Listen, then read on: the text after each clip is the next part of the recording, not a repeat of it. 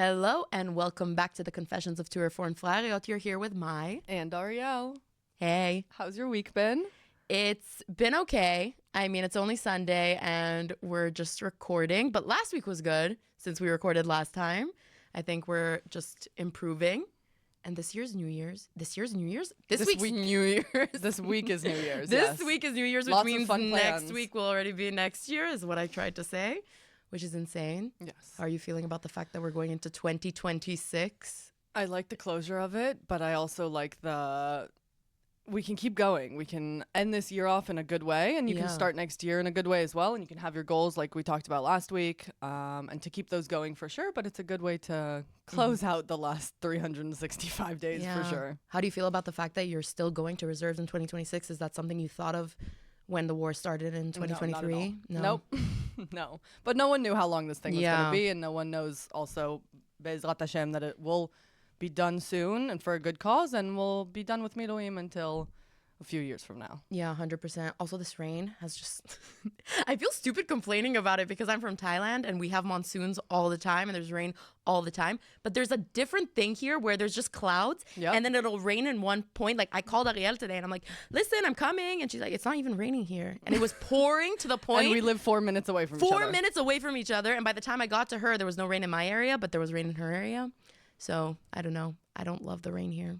The weather's being a little weird. Yeah. But that's okay. Global warming, guys. Yeah, it happens. Anyways, today it's not just me and Ariel. We have a very special guest. And Ariel knows him from before, so she's going to introduce him.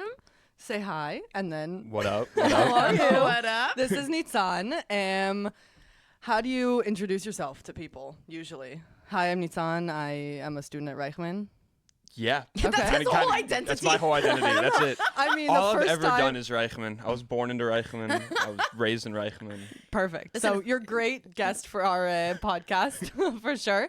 I know you from a mutual friend, and we've had a few Shabbat dinners together, and we've hung out a little bit. And from what I've kind of seen and who you've brought to Reichman, you've really started a lot for yourself. I appreciate it. Of course. I mean, you've started the podcast. You've had all of these different things in your life happen, and you keep going. And we wanted to hear a little bit about you and your story. If you don't mind introducing yourself, and then tell us a little bit about the podcast. Sure. So I'm Nitzan. I am from Chicago. I've moved around a bunch in my life. Is that the Bulls? That's the Bulls. From Chicago. You From know how I Chicago. know that? From Nick Miller and New Girl. I love New Girl. Sorry. I know. And that's why I was like, I saw that and I was like, I don't know where that's from, but I know I see it somewhere. I've seen it somewhere. And yeah, that's it. That's what I'm I love that. I love that. New Girl is like maybe one of my favorite shows. It's the best. Nick Miller's insane. He's He's my fave character. Such a He's probably genius. your fave character. But he says Chicago's like the streets. Is that true? there's like Chicago's like for like hard criminals. I don't what know. I always say about Chicago is the same thing I say about when I explain it to Israelis. It's the same thing. Like, you don't go into Jenin at 2 a.m. Like, you know, in the sense of like you don't go to certain areas at 2 a.m. But there is the Tel Avivs and the Jerusalems. I and love how he compared Chicago to Jenin. No, not like that. What I'm Wow. saying, no. What I'm saying is there's neighborhoods and stuff and parts of like the complicated situation that like you don't go to. You learn where to go. But then there's also like the parts of Chicago that are like Tel Aviv and Jerusalem and Tzfat and Eilat and like all that. Like Chicago as a whole is one of the best cities I think I've ever been to in my entire life. Like, Really? I love it more than anything. What's your favorite thing about Chicago? It's like a cleaner New York. Wow. I'm not American, so you're gonna have to Shania talk in words that are not American. What does that mean? So it's like still hustling and bustling. Okay. There's still a lot to do. Okay. But it's like, especially for people in like their 20s, there's people like everyone from the Midwest who goes to college wants to move to Chicago. So there's Really? a really good community of people who are in their like 20s going into early 30s of just like living their best lives, going Amazing. to That's parties, going to bars, working in a million types of jobs. The neighborhoods are, like I said, except for like the few couple neighborhoods that are just not the greatest to go to, the rest are like beautiful and incredible and like just really, it's like the best like tarbut, like the best culture in my opinion is in Chicago. Like, I love it so much. Amazing. So let's take it back to why you decided to leave Chicago and make Aliyah. And when you made Aliyah. So I made Aliyah in the end of 2020. So like I think it was like December 17th, if I remember correctly, like 2020. I think Very we specific. just had like an Aliyah like anniversary. So I just Nice, kinda- Mazal Tov. Thank you. So I always knew growing up in like all of my friends used to always say to me, and like all my friends' families and stuff used to always be like, you always would always say one thing ever since I was like 5 years old. I was like, I'm gonna be in the army, but I was like gonna go to the U.S. Army. I was like very, very, very dead set on going to the U.S. Army. Are your parents Israeli or American? American. American. So my family's been in America since like the Civil War. Ah, wow. Like we're like very, very American. Hardcore American. Yeah, Like, we're like the roots are. we're like a couple hundred years in America. Wow. So like I come from a military family in the sense of my dad was in the Navy for like a little bit, not during really my lifetime, but he was. My grandpa Air Force for 24 years, all the way back like to the Civil War, serving in the military. Wow. And so I was like, I think I really want to do this. And then a couple of life changes kind of happen, and I very quickly realized like I want to go to the IDF. Like I like within a split second was like IDF is what I want to do. You were 18 when you made Aliyah? I was 19. 19. Yeah, I was 19 when I made Aliyah. And so like 2018 there was unfortunately a terrorist attack on a synagogue in Pittsburgh. If I don't know if you guys heard of it, the Tree of Life shooting. Yes. So yes, I used to live in Pittsburgh, and I lived down the street from there, and I used to go there twice a week, and I was there the week before the shooting and everything like that. So once that happened, I immediately I remember I kind of immediately went to my parents and was like, I'm making Aliyah. And I was like, I'm drafting. Why is it small? What you're giving goosebumps? Yeah. So yeah, but I was like, I'm drafting right away, because I also saw the reaction of the world and how everyone cared for about 5 days. And then kind of moved on. And that was it. Yeah. And that was 2018. Yeah, exactly. Fast forward to 2023. And, exactly. So it's for me, I kind of realized I was like, all right, well, if I want to help this community that I love and this community that I want to be a part of, and if people my age, because also I'd been to camp, I did a program called Diller where I met a bunch of Israelis, and if they all have to go and draft and do their part, why do I get to kick my feet up and say no? I'm gonna love it from afar. So I was so I joined Green Sabar. Nice. Okay, I'm also from Green Sabar. Which green? Green 2018, but summer 2018. And because I'm from Thailand, they just added me to Green that came from Miami, Florida, Georgia. So that was a culture shock. Oh, I don't know how different that is from Chicago, but that was a very very different. Very different than Chicago. It's crazy how each state just has such a different vibe. It's culture, it's vibe, it's the people that live Even there. for you guys, as Americans meeting each other, it's like what? Yes, insane. For sure. Wow. How was the culture difference between Pittsburgh and Chicago? Did you feel it at all? Oh yeah. Chicago was hustle and bustle and big city, everyone trying to quote unquote make it, in the sense of like I said, it's kind of like New York, but a little bit more wholesome. And Pittsburgh was very blue collar. Pittsburgh's very just put your nose down, get the work done, and it was super grinded out culture, which was really cool. It was really fun to be a part of because everyone was super humble about their beginnings, and we're just I'm gonna do my best. So that was fun. Nice. Wow. Also really into sports. Well, yeah. We'll talk about the podcast soon. Okay, so tell us a little bit about your Army service and where you lived during the service, what you did, who fun people, anyone that you met, that kind of thing. So okay, all the way in the beginning. So what Green were you in? What kibbutz? Cool. Drafting? I was in Green Renana. Ah, okay. So yeah, I was the one. We were the one Green not in a kibbutz. So I was in Green Renana, and there were two Greens that they put together. We had the Green of I'm pretty sure it was the people who had been here for a gap year, or been here working for a year, Mechinot, and all that. And then there was the American Green. This was in the winter. Okay. And so we get here and immediately do bidud. So we do bidud. COVID. So it was COVID. So we get here in December, do bidud in the Dan Panorama Hotel in Tel Aviv. Not bad, you'd think. Anyone who doesn't know what bidud is, it's quarantine. Think about quarantine with that COVID. many. Yeah, because we've been through so many things the past few years. Yep. Corona Forgot that was a thing. Yep. So that happens, and we spend 10 days in individual, everyone in their own hotel room, and you're not allowed to leave your hotel room. And I watched all of Brooklyn Nine-Nine. We love it. Jake Peralta. I watched the entirety of Brooklyn Nine-Nine. I would just do jumping jacks, just trying to not go crazy. We'd do push-up contests. We'd all downloaded a walkie-talkie app, and we would just occasionally buzz each other. We'd prank phone call each other. One of my friends, I hope I'm allowed to say this. One of my friends, you can say whatever you want. One of my friends convinced another one of our friends that he was being moved hotels. Okay. And so he was like, you have to pack up all your stuff. Like in Hebrew, it's like, this is the army. You have to pack up all your Oh stuff. my God. You have to like stand outside of your. suck. You have to stand outside of your hotel room, and like wait. And if you stood outside of your hotel room and they caught you outside of your hotel room, like you'd have to restart bidud. Oh no. And so we were like a couple days in, Wow. and he's like getting him to like stand there, like waiting for the army to come get him, like. Standing there, and like eventually, I think he caught on. You owe me skin. Oh my God. Like, that's how we got Things that through. we did in quarantine. Yeah. The fact you came here during COVID, like everybody who made Aliyah during COVID and knew that this was going to happen, I think it's so admirable. Thank you. Because it's such a different experience for me coming to the kibbutz and having like a great time. You knew that you were going to come in a global pandemic. And it's like people who came to draft during the war, like coming in global crises. I don't know. I think it's really, really admirable. Thank you. So, kol hakavod. Good job. I say on the other side of that though, like I didn't really miss college. What do you mean? Like, you know, I think because of COVID? sometimes I think it's harder for people who drafted before or after. Well, not since the war, but like I didn't think of in that like little span in between between war and COVID and before COVID, you like look and see that you're missing so much. That's also versus true. I feel like every time I kind of felt really homesick, I would be like, what are my friends up to? Oh, They're stuck. they're stuck. Like Yeah. they're also Yep. they're not That's also doing true. anything. True. So, what did you do in the army? So I was in Nachal. Nice. I was in 932. Ooh. Yalla מבצעית. A lot of fans here watching from Shalosh time. 3-2, yalla. I was in Nachal. I did Mikveh Elon, all of that. Then drafted to Nachal. Was Negavista Nachal. Had a great time. Amazing. Do you Yeah. do reserves now?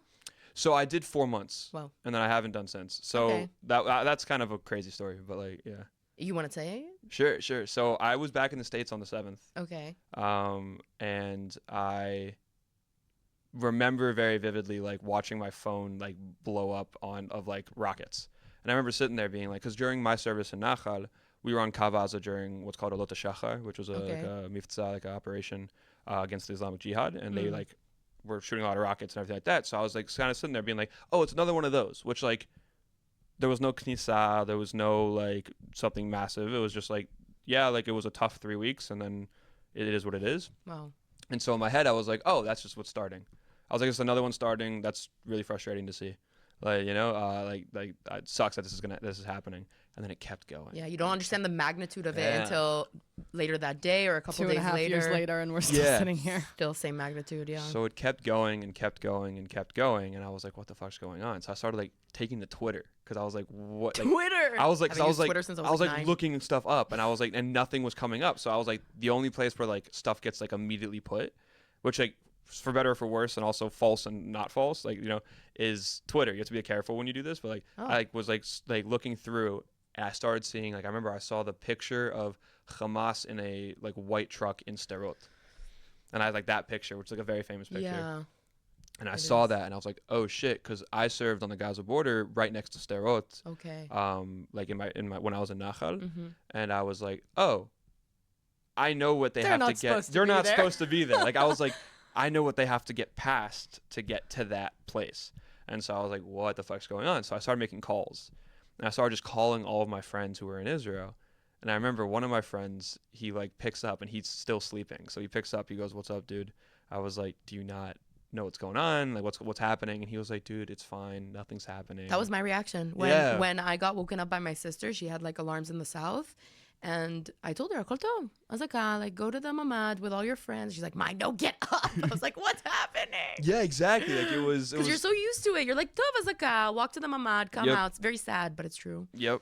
So It's a dissonance that we have a lot of the time. Yeah. insane. So what did you end up doing? You stayed there. You came back. So my friend and I are on the phone talking, and he's like, "No, dude, like you're totally chill, you're totally fine." And then his roommate like runs into his room and is like, "Dude, like get up, like I think I'm just going back to reserves right now, like all this stuff." And he was like, "I'll call you back." I was like, "Yeah, dude, go handle that." I started Yeah. making way more phone calls, and I'm calling everyone. I actually called Ari, and he was like in Hebron at the time. He's like, Yeah. "Yeah, this is crazy." Yeah, I remember that phone call Yeah. I got too. I called our mutual friend, and Yeah. I was like, "Hey man, like everything okay? Like what's going on?" He was like, "Oh, we're probably about to go north. Like there's some shit going down." And I was like, "Oh, great." And then I he see was the so chill about it. Really? Too. yeah, no, he was Yeah. so chill. He was like, "I'm in a helicopter," and I was like, "Okay, are you okay?" I like heard gunshots in the background because apparently Really? because there was like Yup. stuff going on like in the West Bank because like people were like cheering, other people were not, other people this. So like there were like I just heard gunshots in the back. I'm like, is everything okay? And he's like, yeah, dude, why? Just a normal day in sorry Israel. for Yeah, I'm you. like, right? what do you mean? He's like, yeah, I'll keep you updated, man. But like, I think we're going north. I think we're getting switched out soon by some Miluimnikim, and then we're gonna go north, and then maybe to the OTEF. And I'm like, cool. You okay? He's like, yeah, of course. Are you okay? I'm like, I'm in bed. I'm like, I'm in Chicago. Like, I'm fine. It's like naivety of a lone soldier. Just doesn't understand what's happening. Like, No, but like I think he totally did kind of like start to understand. I think he was just very shocked, maybe? like I think he was just very much like, okay, like let's go. This is what we go gotta do. time. Like let's go. Like this is crazy. Like how like I think he reacted in a very like interesting way. That was and like but I think in a way that like a lot of lochamim that I know reacted, where they all were very much like, okay. Like, this is what we trained this is for, what we right? do. Like they were This just like as soon as they got the call, like a lot of them were just like, all right, like let's go, like Pack up and leave. let's get there. So I was in the States. I was in Chicago. I stayed up all night the night of the 6th going into the 7th because of the rockets. Because like while it was already the 7th here, it was the 6th. America's time hours zone. behind, yeah, right? where I was 8 hours behind. Okay.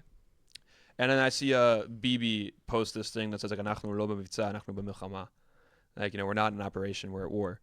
And immediately I call my Mashakitash, and I'm like, hey, like I want to come back. Like I haven't been solved. Like can I come back?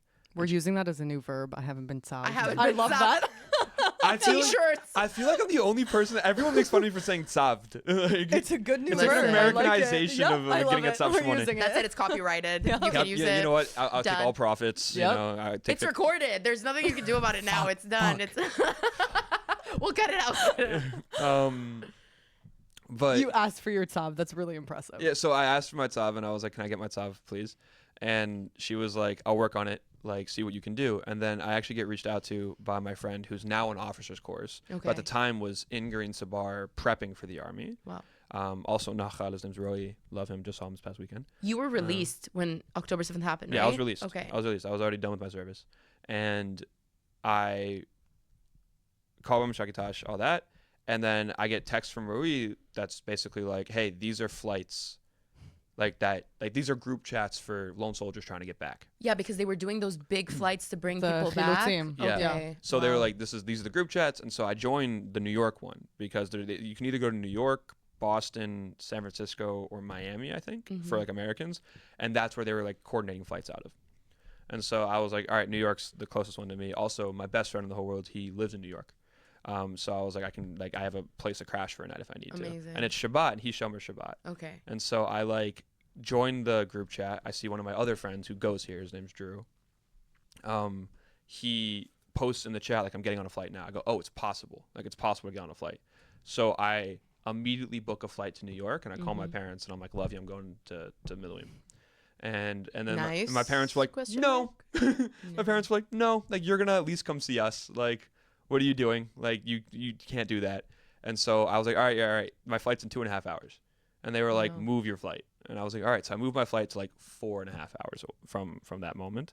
And I went home and like sat with my parents and like had like a really deep talk with my parents and like everything like that. Hey, you're making me cry. Sorry. Like it's the only country that people less than 24 hours after a war started was you were trying to find flights to come home. I think so many people were. So like, many, so, but it's like 100,000. But it's not an something, obvious like, thing that happens. You know? I think with that, it's like, I think it's so ingrained in a lot of Israeli culture to do it, which I think is really incredible. Like, it is. because like when I was shown it was possible by someone already doing it even before I did it, and then I was with people on the flights who were doing the same things, who and it was incredible. Like it really was. It was awesome to see so many people in it. Like me and my friends used to always say like, how you react to this is how you would react to any historical Jewish tragedy. Yep. And we were like watching like so much of the community react in like a way of just like, let me go do something, whether it's going back from Miluim, whether it's like starting so one of my friends, like their family does like this whole massive foundation that they like have been giving like boots to soldiers and stuff like that. And it's like just everyone putting their work in their own way has been like really incredible to see. Can I ask how you felt the reaction of your community that wasn't Jewish? Like how they reacted, how you felt that? Maybe you didn't feel it as much because you came back here, but what you heard from your parents and like how that was. So it was like it was a mixed bag. It was a mixed bag. Like Chicago as a whole, like there's a lot of pro-Palestinian movements in Chicago.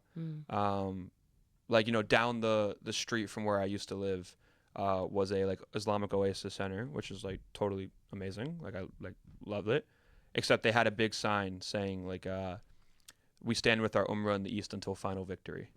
Can I ask what's an Oasis Center? I'm not really sure. Okay. I never actually went. Thing? I think it was like a cultural center, like, like an Islamic cultural center, which is like there's a very large like Muslim and Islamic population in Chicago, which is like never been a problem. Totally chill. Totally chill. Yeah. Except they had this sign that was like showing the Dome of the Rock and being like, we stand with our like community in the East until final victory. And that like rubbed me such the wrong way, because I was like, you can stand with your community, you can do all these things until final victory, then like you're standing with like Hamas. Yes. Like I was like, that pissed me off.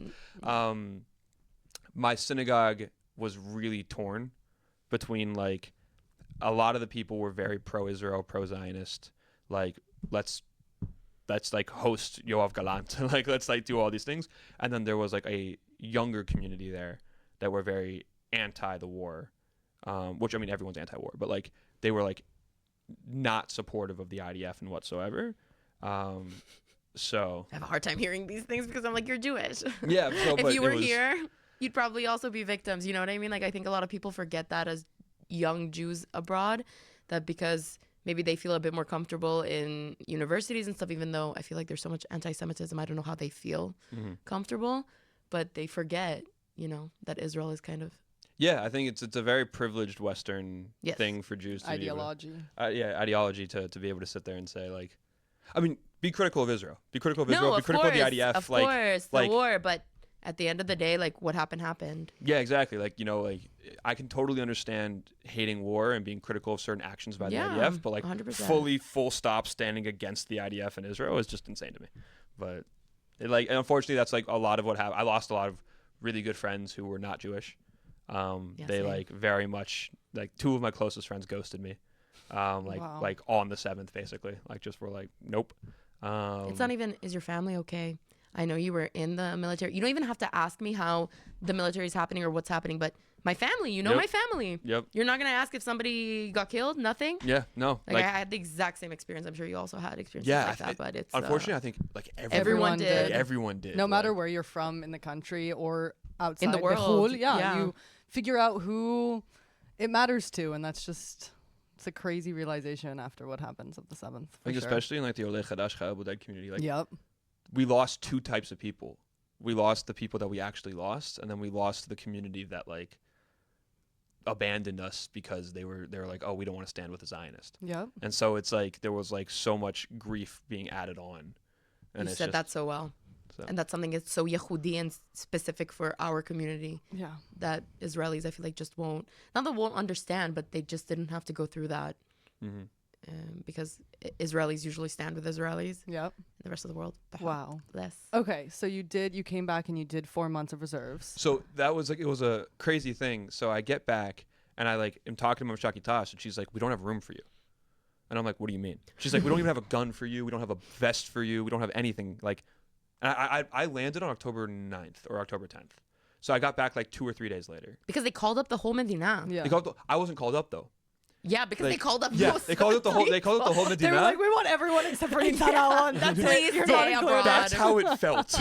Like that's how it. And I'll explain in a second. That's how it felt. Like took it personally. Yeah, like Well, first I want to shout out like a couple of my friends, like my friend Ari and Ricky and stuff like that. Like they bought my flight home because my organization reached out to the embassy on my behalf. So not home, to Israel, which is I guess home. They bought my flight to Israel, for Miluim. Like wow. I reached out to an organization that reached out to the embassy. The embassy then like got a ticket for me, but they were like, "You're not like you still have to pay for this, but we're holding a ticket for you so you can get back." And I like looked at my friends. I was in New York at this time. I landed in New York already the night of the 7th, like waiting for a flight. Crazy. And so I was like waiting and like figuring it out. And my friend Ariana, she's now actually 3 weeks away from drafting herself. She's about to draft. Good luck, Mazal Tov. Yeah, so she's in Green Bar now and everything. Yeah. She looks at me and she goes, "I have a tzedakah fund, and I am going to cover your flight." And I was like, you don't have to do that. And she's like, I'm going to cover your flight. And then our friend Ricky goes, I'm putting my card down. She can pay me back if she wants to. But like, we're handling your flight. And that was like the most beautiful thing, most incredible thing. Yeah, it was really beautiful. So I land in Israel. I like reach out to Mama Shakitash. She's like, we don't have room for you. So I literally reach out to, no joke, like 100 units. I reach out to every single, like in my phone, if you type in M for Miluim, there's Miluim. It's just, like it was like 1,000 units. And I literally, all of them were like, we're trying to find room. And I was like, what do you mean? Like, just let me join. And it was like very frustrating. And then eventually we get reached out to by this unit that was in Ayosh.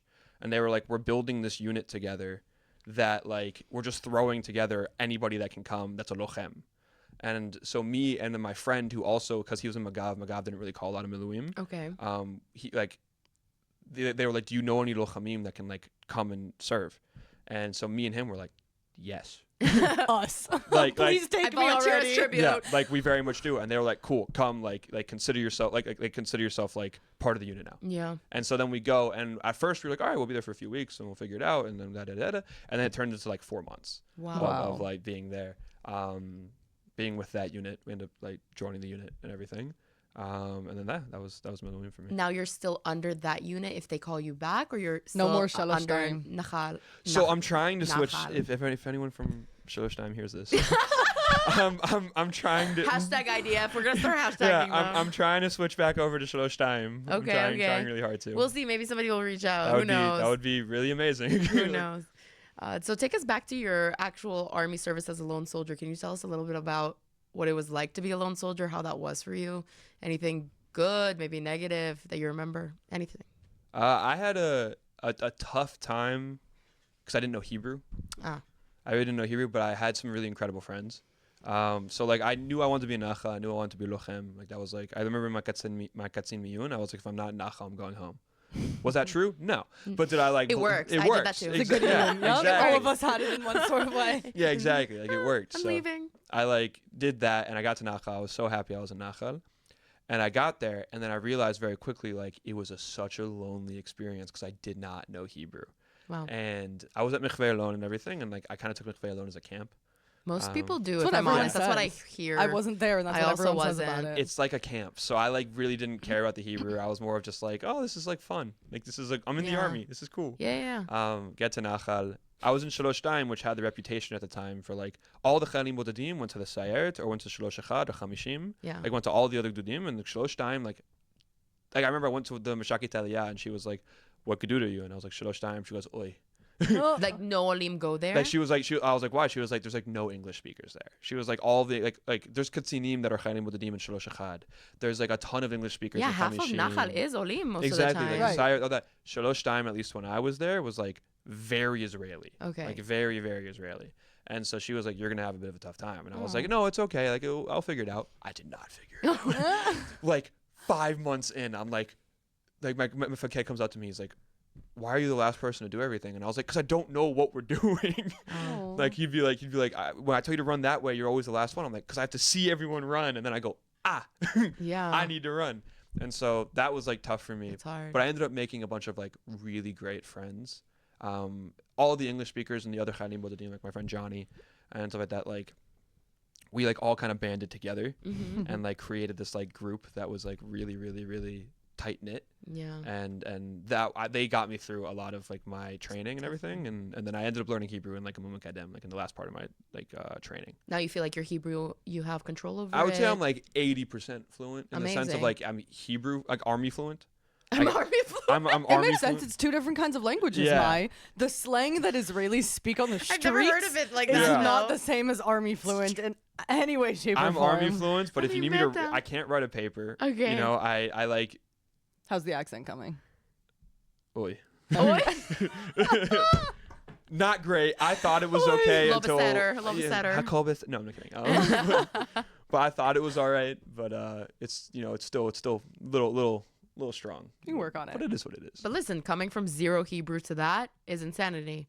See, what's terrible is I learned Hebrew my entire childhood and just didn't You know weren't it. supposed to never say mind. that. Yeah, no, like. I was trying to give you a little bit No, of cred. I appreciate There's no it, but I cred. got to shout out my like private school Jewish education that like was supposed to teach me Hebrew that I It didn't teach me Hebrew either. See, No, yeah, they taught me not how to at read all. But and was write. it your fault? Yes, Okay. it was my fault. Ariel, stop trying to put it on the Jewish school.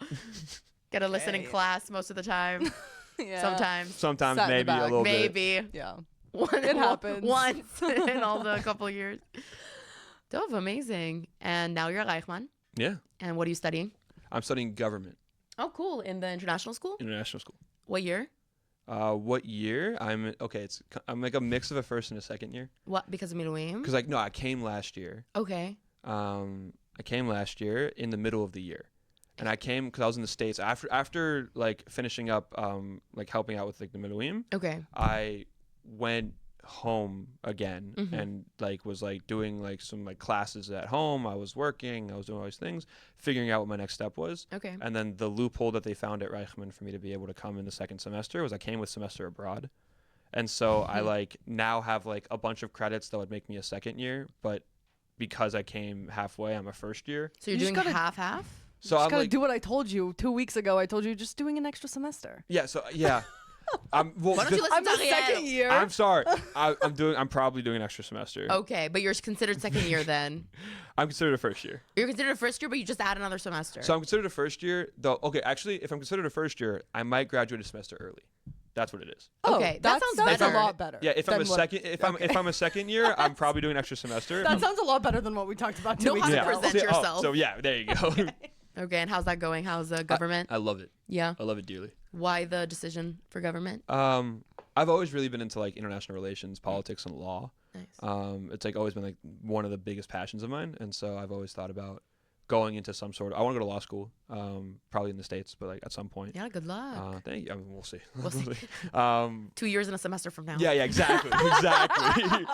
Never ending. And so I've just always loved that. It's always been like one of my biggest passions. It's like been consistent through my whole life. So I was like, might as well pursue it. Nice. Yeah. So let's talk about your hat and Go how that for it. connects to your podcast. Ooh. Hey. So the Baseline podcast. Yes. Yeah, which is, I love it. It's like my like biggest passion right now. Like I really truly love it. It was started by John and Mayer. It was started as actually as a school project first. They did it where they were just like kind of recording things, and they like knew some players who knew some players, Okay. and so they got them on the podcast, and like basketball players who play in Israel, and they recorded a couple episodes. Israelis or Americans? I think a lot of them were in the beginning. I think it was also like Americans and stuff like that, like but who play in Israel. And It's so cool. so they like got them, and they did a couple episodes, and it was like super chill, and they did it for school and all that stuff. And then it kind of started like they started being like, we have something with this, like we have something here. Yeah. And so they then kind of like they then started like posting a lot more consistently and building connections, and now they've posted for what is it, like 50 something straight weeks, like every week. And it's just like completely snowballed into this like incredible project. And then about 6 months ago I was playing basketball with both of them. And Mayer is moved back to the States. So Mayer was like, I'm graduating and leaving. We need to find another co-host. And he and John approached me and are like, you're a nerd about basketball. Yeah. And you like to talk. Would you want to do this? I was like, 100%. And so I joined. And now, actually, Baseline, I don't know if it's coming out, but like Baseline is now, like we're officially finishing at Audioversity, and we're now moving over to more the private sector. Yo. And thank you. So it's like we're doing that, and we have a lot of big things lined up for this coming year. We have Amen. we just shot a couple of episodes with the production crew, Nitzan. which was like very cool. And so it's been like one of the coolest experiences of my life to be part of. These are players who I've like watched in college. I'm a huge college basketball fan. I've watched them in college. I've watched them in high school, and now they're sitting across from me Like, and you get to ask them and I anything. get to ask them anything I want. And You're like, can I please interview? yeah, 'Cause no, they're literally, tall, no, right? yeah. I mean, like I'm 6'1" and I feel tiny in almost all my interviews. It's insane. It's just basketball players. It's just Israeli basketball Specifically players, and it's basketball players who play in Israel. However, we are thinking about branching to all of Europe and all these things, and we're figuring it out. We're trying our best. We just opened up a new channel that's completely in Hebrew. Amazing. So it's like, well, I mean, we're speaking in English, but all the subtitles are in Hebrew and everything like that. So we have. It's like a different Instagram. It's a different Instagram now. So, what is it called? So we have like the baseline.io, and then we have the baseline podcast. Okay. Both on Instagram, TikTok, Spotify. Incredible. Search 'em Apple up. Music, Yeah. everything. You know, we're trying to do some big things here, and we're hoping for the best. Incredible. I think like that just shows how much consistency is important. Even at the beginning, if you think people aren't interested or aren't watching, just keep doing it. Because at the end of the day, we have so many people in the world that at least like 5% of them maybe will find what you're doing interesting and will be like, wow, I want to hear this and I want to know what's happening. And I think that's really cool. It's opened up so many doors. Like, it's crazy. I'm Like, sure. we just went to like a Maccabi Tel Aviv press conference, and like, That's insane. and then and then they brought us into the locker room. And it was like an insane, and we were like talking to all the Listen, players in Nitzan. the locker room, and we were just like, "What's going on?" And I remember I looked at John, and I was like, "Have I thanked you enough yet for bringing me onto this? Like, it's so incredible, and I'm like very lucky to be a part of it. And there's like some really big things in the works right now, so I'm so excited for what's to come." That's amazing. I just have to say, I don't love sports that much, but basketball is my favorite sport. Yes. And I've always wanted to go to a proper basketball game. And I went once here in Israel, but it was like very, very tiny. I've never been. So, you know, if you get tickets We could figure that out. and we We could do a could little sing something up. We just saying, could figure something out. you know, we do could a figure little something out. podcast mashup. We could figure something out. I'm I just think we could. throwing Have you it ever out been a there. friar in a basketball game? Post game, we're like, so the points and the rebounds, and you're like, what was the most friar moment? that you experienced right now in the last hour. Listen, I think we can make it happen. It's, For sure. It doesn't sound too, you know, menutak. Do you want to say anything else about your podcast? Anything you'd like people to know about it? Simply, if you're at all interested in the stories of overseas basketball is a like really big growing sport. Everyone always thinks about the NBA, yet there's some of the best basketball in the entire world is outside of the U.S. And a lot of your favorite players, a lot of players that you saw growing up are now playing overseas, and it's becoming such a big option for them. And, you know, what we like to do is tell the stories of who they are, what their journey's like, and what overseas basketball is like for them. And so if that is any interest to you, look us up. We would love to you know, post and see what you guys have to say about that. And just we hope to be on this journey together. So, Incredible. yeah. That'd be awesome. Thank you for Yeah. coming, Nitzan. Thank you for I've having me. basically been silent the entire time because I love listening to your stories. Thank you for having me. Of course, always. Yeah. One last question, because this, at the end of the day, is called the Confessions of Friarim. Do you want to tell us a little confession about a friar moment you had here in Israel? So in the army. I'll do it. I'll yeah? do the army one that I thought of. Go What- for it. I'm Ba- scared to hear. Yeah. No, so it actually isn't that bad. It was just like a moment where I realized, wow, I'm really American. So there were two moments. One was we were in the north for a imun. Like, we were in imun in the north, and we're on this base, and we're taking turns standing like shomer plugati. So we're like just standing there, like, guarding the middle of the base, Okay. and we're supposed to do like 2-hour shifts. And I'm like, all right, it's my turn. It's 2 hours, whatever. And I stand there, and 2 hours goes by. No one switches me. I'm like, oh, no one switched me. All right, I guess I'll just do another 2 hours. Oh, 2 no, hours. I see where this is Another 2 going. hours goes by, and then I'm like, hey, like, no one Yo, switched me. So I like Mr. walk over to like the barracks where like my my kita is, and I'm like, hey, like, it's your turn, dude. Like, it's your turn. He's like, yeah, I'll be out in a minute. Another like 30 minutes goes by. I'm like, hey, man, it's your turn. He's like, yeah, I'll be out. Another like hour goes by. So at that point, I'm like, I give up. Nitzan! I'm like, at that point, I'm like, I'm just not gonna fight it. So I just like sit shomer plugatit for 8 hours. No way. and my starts like, no, my bet code, who was there in the beginning of the day, comes at like 8 hours later, and he goes, Nitzan, how are you still here? And I was like, oh, like it's a friar. yeah, I was like, well, no one That switched me, and he like bullshit. grabs me by the collar, and he goes, אתה friar, אני לא יכול, like, starts going crazy on me, pulls me into like the thing, pulls the guy who's supposed to switch me out of bed, like from the top bunk, pulls him out of bed, goes, give him your vest. Like, you're now like that, switch him. And then he gives me a whole talk about how like they'll vedarai and all this stuff. Yeah. And that was like the moment. And this was after my akshara. I was already in the army for like 10 months at this point. Oh my God. Sorry, over a year at this point, because I also did McFly over a year, and I was sitting there being like, yeah, I should probably like not let that happen. Not let shit happen yeah, to not me. let that happen. Great. Thank you for you know. Kör med nu, Yeah, I really appreciate that. It's wow. That's actually a really good file story. I really like that. It's amazing. Okay. But yeah, thank you so much for coming. Thank We you for really having me. appreciate it, and it's so exciting to hear that it started as a small school project, and it really did snowball, and now it's going out of Audioversity. And seriously, good luck with everything. Thank you so much. Good luck to Amazing. you guys as well. Thank you. And the last thing is where you can find us. So you can find us now on YouTube. Actually, we opened our own YouTube channel because we know Ariel actually loves doing this, but listening to podcasts and also watching them. You can also see our facial expressions. They're very fun to look at most of the time. We're on Spotify, on Apple. We have Instagram, to Reform Friar, TikTok, and also LinkedIn. So feel free to find us on all those platforms. I just made the link tree, and it's gorgeous. Yeah, we have a link tree, so you can find us there. It's mostly in the bio description of the Instagram, and obviously you guys can send us a message and we'll send it to you. And that's it. Thank you so much for today. Yes, it was amazing, and we'll see you guys next week. And in the meantime, don't forget, don't be a friar.